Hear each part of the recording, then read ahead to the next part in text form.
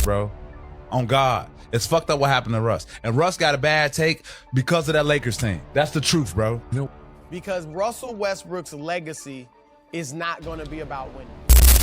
What happened to Russ, bro? Seriously, what happened? That question has been everywhere. And according to many people around the league, Russell Westbrook's reputation changed the moment his time with the Lakers fell apart.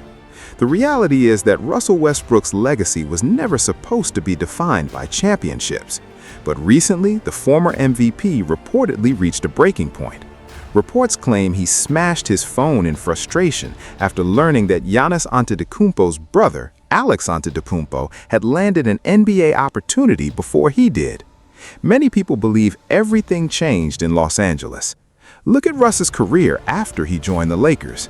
I don't want to blame anybody. I don't want to blame LeBron or anyone else, but playing for the Lakers is different. When you're playing with someone like LeBron, everything revolves around LeBron. Westbrook's wife, Nina, reportedly shared that he broke his phone after hearing that Alex Antetokounmpo had been signed while he was still waiting for an opportunity. Just think about how painful that must have felt. We're talking about a future Hall of Famer, the 2017 NBA MVP, a 9-time All-Star, and the NBA's all-time leader in career triple-doubles. Yet there he was, sitting at home without a contract while players that casual fans barely recognized were finding new teams. Eventually, at 36 years old, Westbrook finally agreed to a one-year, $3.6 million contract with the Sacramento Kings, becoming his 7th franchise in 6 seasons. Russell Westbrook is signing with the Sacramento Kings, NBA insider Shams Charania reported. His agent, Jeff Schwartz, tells me it's a one-year, $3.6 million deal. These two sides stayed in contact throughout the entire offseason. Every month and every week they continued talking. Sacramento had been searching for more depth at the point guard position. That wasn't some triumphant comeback story. It was survival. This is how one of the fiercest competitors basketball has ever seen arrived at this point. It's the story of how his public image collapsed during his Lakers stint, why former teammates are now speaking in his defense, and why this contract with Sacramento could represent his final chance to reshape the ending of his career. Westbrook's new deal is worth the veteran minimum of $3.6 million. To appreciate how dramatic that is, reports claimed a team in China offered him roughly $14 million, nearly 4 times as much. But Russ turned it down because he still believes he belongs in the NBA. That's confidence, that's pride, that's loyalty to the game. He also declined his $3.5 million player option with Denver, betting that free agency would produce something better. Instead, that gamble nearly backfired. As training camp approached and rosters filled up, Westbrook remained unsigned, watching one opportunity after another disappear. Then came what many viewed as the breaking point. Reports claimed Westbrook destroyed his phone after discovering that Alex Antetokounmpo had secured an NBA contract before he had. For someone with his resume, that's an incredibly humbling moment. This is a player who averaged a triple-double across 3 consecutive seasons, a player who carried franchises for years. Yet there he was, sitting at home without a contract, while players that casual fans barely recognized were finding new teams. What happened to Russ, bro? Seriously, what happened? Russ got a bad reputation because of that Lakers team. That's the truth. You interviewed me before. I've always loved Russ. Ever since he left the Lakers, he's been forced to play on minimum contracts. We've never seen anything like this. We've never seen an MVP, someone who changed the game, get labeled the way he did, then go to the Clippers, shoot around 40% in the playoffs, accept a smaller role, and still keep producing. He's been coming off the bench ever since leaving the Lakers, but Russell Westbrook is a starting point guard in this league, arguably one of the 3 greatest point guards to ever play. So you're telling me this guy can't help an NBA team because he plays with passion, because he stretches with his teammates every practice, because he's always present for every team event? Ask anyone around the NBA. Russ is one of the best teammates they've ever had. I've talked to Paul George. He told me, "Pat, you're gonna love Russ." Austin Reeves has said the same thing. one of the best teammates he's ever had. So what are we even talking about? Why isn't this guy on a roster? Last season in Denver, Westbrook appeared in 75 games, started 36 of them, averaged 13.3 points, 6.1 assists, 4.9 rebounds, and 1.4 steals while shooting 44.9% from the field. Those aren't the numbers of someone who can't contribute. He also finished with the highest two-point field goal percentage of his career at 52%. Still, teams kept looking elsewhere. Executives stopped calling. Interest disappeared. For the first time in nearly 2 decades, Russell Westbrook was facing the possibility of being out of the NBA altogether. That's when several people began speaking up. Patrick Beverley strongly defended him, arguing that Westbrook's reputation suffered because of what happened with the Lakers. Coming from Pat Bev, that's saying something. He's built his career on toughness and relentless competitiveness. If even he's defending you, people pay attention. Beverley also called Westbrook one of the best teammates he's ever shared a locker room with. Then, Enes Kanter Freedom echoed similar thoughts, praising Russ in a way very few others publicly had. Suddenly, more people started asking the same question. Maybe, just maybe, Russell Westbrook was never the real problem. So why do you think Westbrook struggled after Houston, Washington, and then with the Clippers? I honestly think everything started with the Lakers. Look at what happened to his career after that. I don't want to blame anybody. I don't want to blame LeBron or anyone else, but playing for the Lakers is different. When you're playing with someone like LeBron, everything revolves around LeBron. I think Russell Westbrook ended up becoming the scapegoat. And after that, just look at where his career went. Here we are in what became his 18th season, and he was struggling to even find an NBA team. So you're telling me being blamed affected him mentally and eventually impacted his game? I believe it did. People were calling him some terrible names, nicknames I don't even want to repeat. I actually felt sorry for him because he once talked about his children hearing those same insults at school. Imagine how difficult that must be. The NBA can be brutal, but I still believe Russell Westbrook can help an NBA team. That's why it's so surprising he struggled to find a contract. I remember hearing about what happened in Utah. Weren't there incidents involving racist comments directed towards Russell Westbrook? That was Russ. So when you played for the Jazz, did you experience anything similar? Honestly, I didn't. Utah's fans were incredibly passionate and always supported their own team. Personally, I never witnessed racist comments directed towards opposing players while I was there. Now, let's go back to how everything started in Los Angeles. Reports have stated that LeBron James personally supported bringing Russell Westbrook to the Lakers instead of completing a trade for Buddy Hield. And that's where this entire story truly begins. This wasn't simply a decision made by the Lakers front office. LeBron James reportedly wanted Russell Westbrook before the 2021-22 season even began. The vision sounded unstoppable, a brand new Big Three featuring LeBron James, Anthony Davis, and Russell Westbrook. On paper, it looked like the kind of trio that could contend for another championship. Instead, everything unraveled. The chemistry never clicked, the team missed the playoffs, and the blame game started almost immediately. And when the season collapsed, who became the biggest target? Russell Westbrook. The criticism reached a level far beyond basketball. Westbrook and his family reportedly received death threats from furious fans over the team's struggles. Just think about that for a moment. A basketball season became so personal that it crossed into something genuinely disturbing. During his second year with the Lakers, Westbrook started only 3 games while averaging 15.9 points, 7.5 assists, and 6.2 rebounds. None of that mattered. Head coach Frank Vogel eventually moved him to the bench. Every missed jumper became a viral clip. Every turnover dominated the headlines.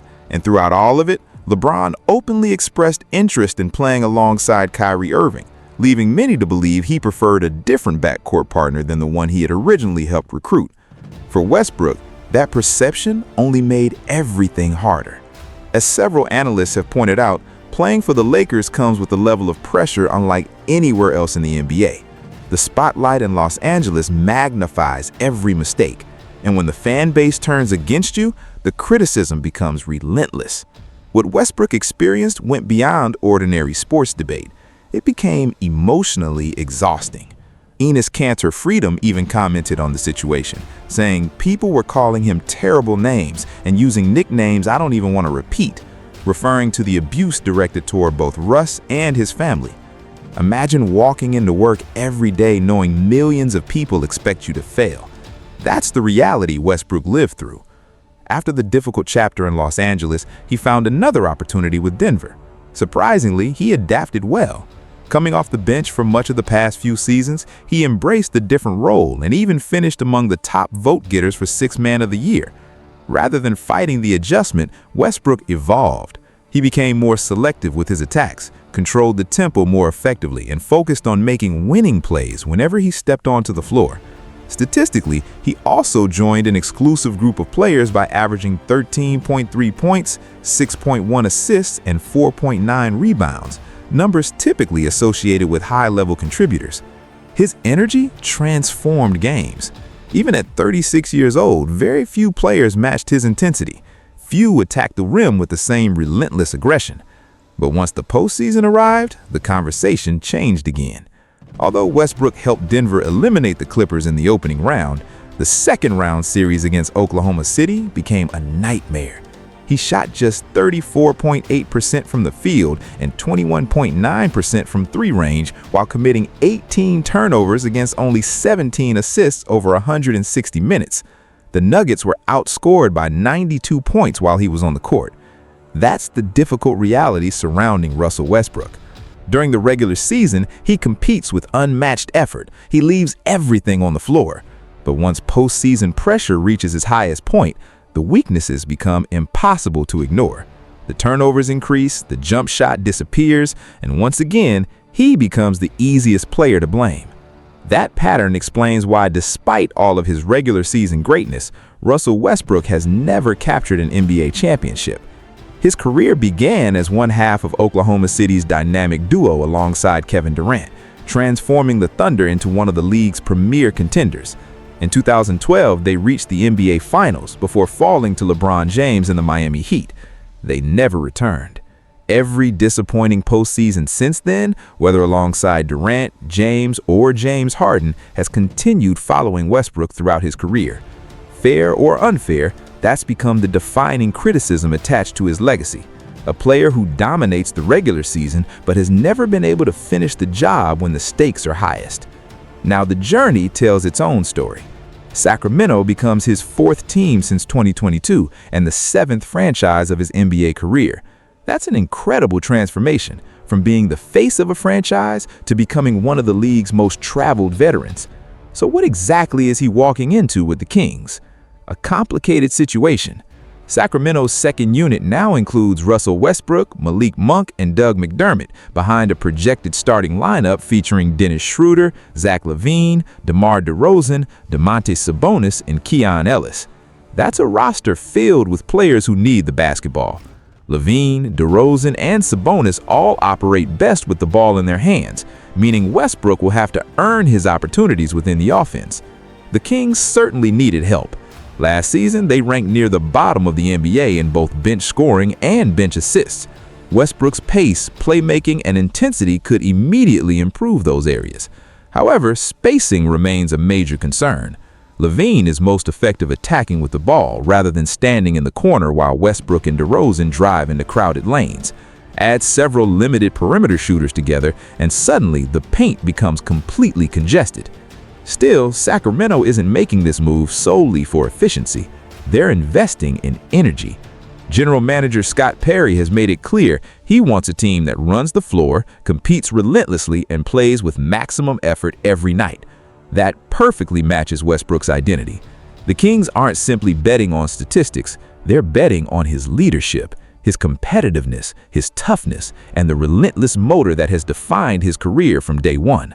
Regardless of what happens next, nobody can erase everything Russell Westbrook has already accomplished. Oklahoma City still loves him. During last season's Western Conference semifinals, Thunder fans actually cheered for Westbrook despite him wearing a Denver uniform. That kind of respect isn't given, it's earned. When you give everything you have to a city, people remember. And the resume speaks for itself. 203 career triple-doubles, the most in NBA history, 9 All-Star selections, 1 NBA MVP award, 1 scoring title, and an almost certain place in the Naismith Basketball Hall of Fame. Those achievements will never disappear. The only thing missing is the championship ring. Now, at 36 years old on a veteran minimum contract with Sacramento, that opportunity is becoming increasingly limited. Patrick Beverley summed it up perfectly. He's a starting point guard in this league. He's one of the top 3 point guards to ever play. But one question continues to follow Westbrook everywhere.